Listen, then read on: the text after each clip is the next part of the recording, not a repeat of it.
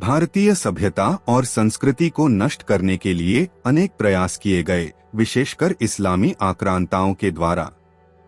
अनेकों हिंदू मंदिरों और धार्मिक स्थलों को तोड़कर उनके स्थान पर मस्जिद बनाने का कार्य किया गया। हमसे हमारा क्या छीना गया है, या आज के मज़ारों और मस्जिदों का इतिहास क्या है?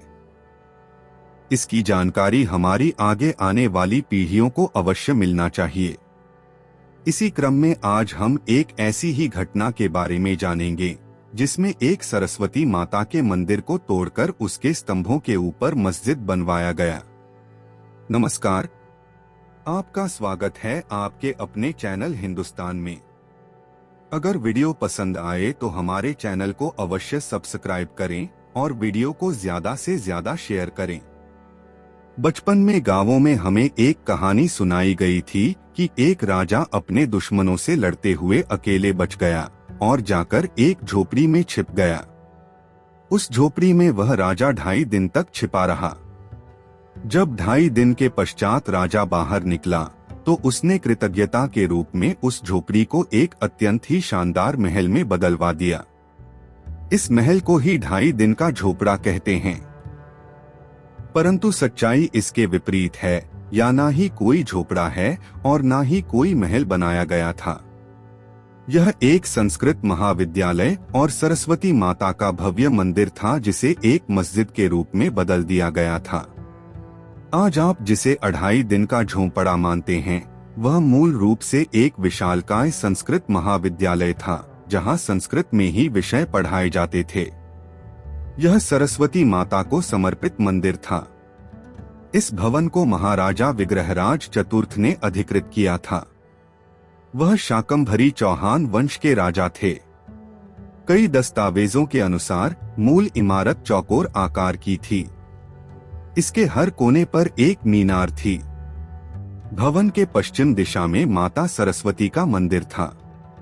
19वीं शताब्दी में उस स्थान पर एक शिलालेख मिला था जो 1153 ईस्वी पूर्व का था।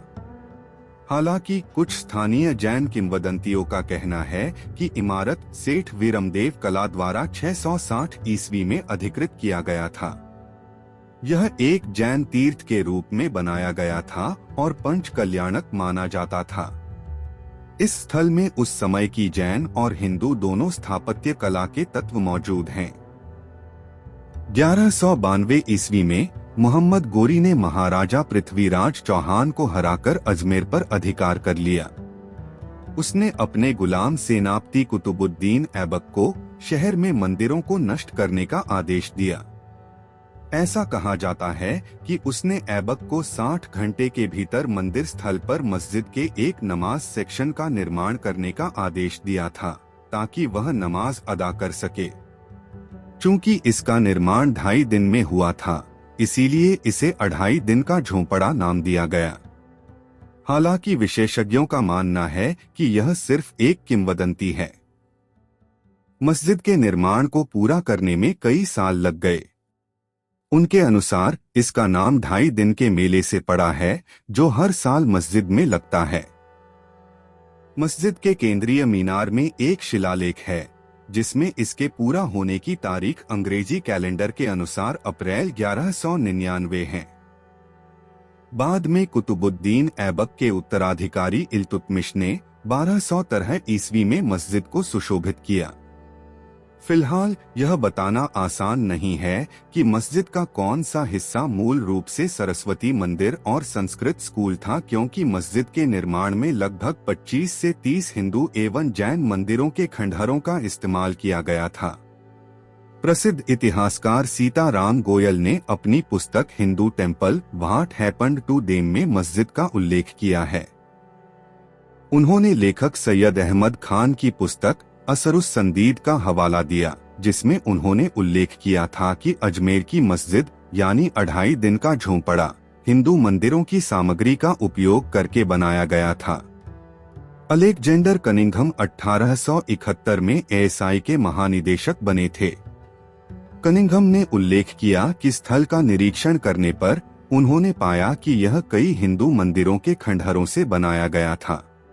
उन्होंने कहा इसका नाम 2.5 दिन का झोंपड़ा इसके निर्माण की आश्चर्यजनक गति को दिखाता है और यह केवल हिंदू मंदिरों के तैयार मुफ्त सामग्री के इस्तेमाल से ही संभव था। कनिंघम ने आगे रिपोर्ट में मस्जिद का दौरा करने वाले ब्रिटिश साम्राज्य के लेफ्टिनेंट कर्नल जेम्स टॉड का जिक्र किया। टॉड ने कहा था कि पूरी इमारत मूल रूप से एक जैन मंदिर हो सकती है। हालांकि उन्होंने उन पर 4 हाथ वाले कई स्तंभ भी पाए जो स्वाभाविक रूप से जैन के नहीं हो सकते थे। उन मूर्तियों के अलावा देवी काली की एक आकृति थी। उन्होंने आगे कहा, कुल मिलाकर 344 स्तंभ थे, लेकिन इनमें से 2 ही मूल स्तंभ थे। हिंदू स्तंभों की वास्तविक संख्या 700 से कम नहीं हो सकती थी, जो 20 से 30 मंदिरों के खंडहर के बराबर है। भारत में ऐसे हजारों स्थल हैं जहां मंदिरों को तोड़कर मस्जिदों और अन्य मुस्लिम संरचनाओं का निर्माण किया गया। इन संरचनाओं का निर्माण या तो मंदिर की सामग्री से किया गया है या फिर यह मंदिर की साइट पर स्थित है। इतिहासकार सीताराम गोयल ने अपनी पुस्तक Hindu temples what happened to them में लगभग 1800 ऐसे स्थलों का दस्तावेजीकरण किया है। अगर आपको जानकारी अच्छी लगी हो तो इस वीडियो को शेयर अवश्य करें, जिससे यह वीडियो ज्यादा से ज्यादा लोगों तक पहुंचे तथा चैनल को सब्सक्राइब अवश्य करें। इस वीडियो को बनाने में सुजाता मेनन के द्वारा लिखित पुस्तक मध्यकालीन भारत का इतिहास और इंटरनेट पर opindia.com वेबसाइट पर उपलब्ध जानकारियों का प्रयोग हुआ है। जय श्री राम।